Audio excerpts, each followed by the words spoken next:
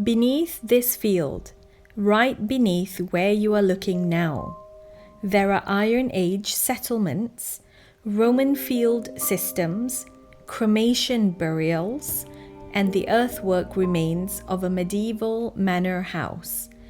And the company that wants to build Universal's first European theme park here cannot move a single digger at scale until every one of those things has been found, recorded, and handed to the Secretary of State.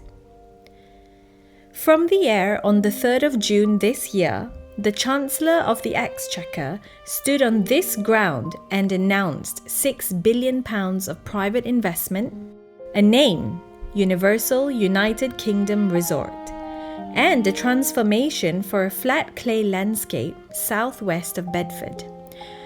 From the air today, you would not know any of that had happened. What you can see right now is fencing, a closed road, a compound taking shape near a junction most people have never heard of. Beyond that, open ground, disturbed clay, and a county quietly going about its business. That gap between what was announced and what you can see is the entire point of this episode, and the reason it exists is 2,000 years old. You'll know this site, the former Kempston Hardwick brickworks, 268 hectares of former industrial land in the Marston Vale, south-southwest of Bedford. The clay beneath it built Victorian Britain. What's buried in that clay is the reason the diggers are waiting. The route to approval was not the conventional planning process.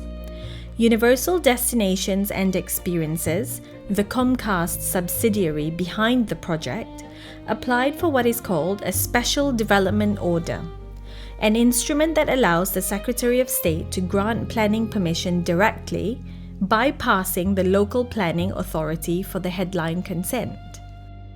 The SDO for this site was made on the 15th of December 2025 and came into force on the 12th of January 2026.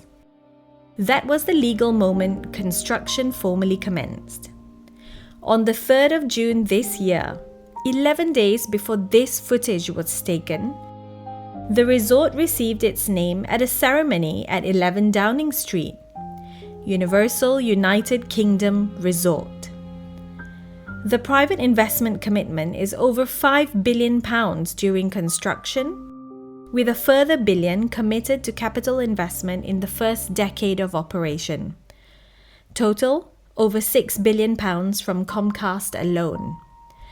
The UK government confirmed a separate infrastructure package of £1.3 billion, £474 million from the Department for Transport for road and rail upgrades, including the expansion of Wixams station on the Midland Main Line, a further £400 million from the Regional Growth Fund, and up to £438 million from the Department for Culture, Media and Sport.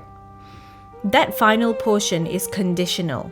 It releases only once Universal completes the community infrastructure it has committed to deliver. The resort's own planning consent runs until 2050. The opening target is 2031. The developer projects the resort will attract between 8.5 and 12 million visitors in its first year and contribute £50 billion to the UK economy by 2055, supporting 28,000 jobs. These are the developer's own projections. They are not independently verified figures. Before any of that becomes physical reality, there is something older to deal with first. So what is happening on the ground right now? The honest answer, from the air, is less than you might expect, and more than you can see. The enabling works phase is active. Broadmead Road, which runs along the western boundary of the site, has been closed since the 11th of May and will remain closed until the 3rd of July, an extension to the original timetable after previously unmapped utilities were found during survey work. Diversions run via Green Lane. On Manor Road, to the north, temporary traffic management has been in place since late April and continues through to mid-July. What you cannot yet see is what is happening underground and what has already been found there. Before any mass grading can begin, before a single heavy machine can begin reshaping this landscape at scale, the law requires something specific to happen first. SDO Condition 15 is unambiguous. No construction work beyond preliminary operations may begin in any designated area until an archaeological program of activity for that area has been completed, a report prepared, and that report verified and provided to the Secretary of State. In other words, the clay has to give up its secret before anyone can move it. And there are secrets here. The pre-construction surveys, commissioned as part of the SDO environmental statement, identifies at least 4 discrete, multi-phased Iron Age and Roman settlements within the site boundary. In the core zone, the area that will eventually hold the main attractions, those settlements lie beside a north-south trackway set within a network of smaller trackways and field systems. In the lake zone to the south, there is evidence of further Iron Age and Roman settlement, along with cremation burials. At the southern end of the core zone, the survey found something else: the site of a medieval moat. The remains of a manor house that was standing here before most of the present county towns had their current form. Just south of the lake zone boundary sits a scheduled monument, the Kempston Hardwick moated site, a designated heritage asset of high significance that will need to be protected throughout construction. The exact current status of the archaeological program is not publicly confirmed. What is clear is that until it is complete and signed off, the mass grading phase cannot begin. This is not a delay. It is the program. The archaeology is not incidental to the story of this site. It is a legal precondition of the story continuing. When the archaeological record is complete and signed off, estimated at some point this summer, though that is not yet confirmed, the character of this site changes. Mass grading will begin. The flat, cleared landscape you can see from the air will start to move. The scale of that phase is expected to be significant.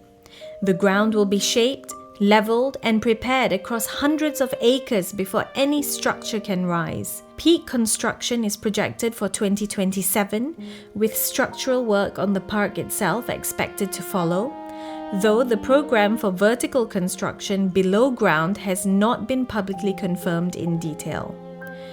The resort as planned will include a world-class theme park with multiple immersive lands, a 500-room hotel, and a retail, dining, and entertainment complex. Shuttle buses from Wixams station, which is being expanded as a condition of the SDO, will serve the resort before it opens. The authorization to develop this site runs until 2050. The opening is targeted for 2031. From now until then, every visit to this airspace will look different. Right now, from above, it looks like almost nothing. A perimeter, a closed road, a compound, a landscape that is part scrub, part clay, part early construction activity, and underground, 2,000 years of human presence being carefully recorded before it is buried beneath something entirely new. The Chancellor stood here 11 days ago and described a transformation. She was not wrong, but transformations at this scale do not announce themselves visually, not at first. This is the before shot. Every episode this channel makes about this site, every return visit as the ground begins to move, as the first structures appear, As the skyline changes, we'll cut back to this, to the flat clay, to the fencing, to the moment before. Subscribe to Above Bedfordshire so you don't miss the next visit to this site, and every other corner of a county that is changing faster than most people realise. This is Above Bedfordshire.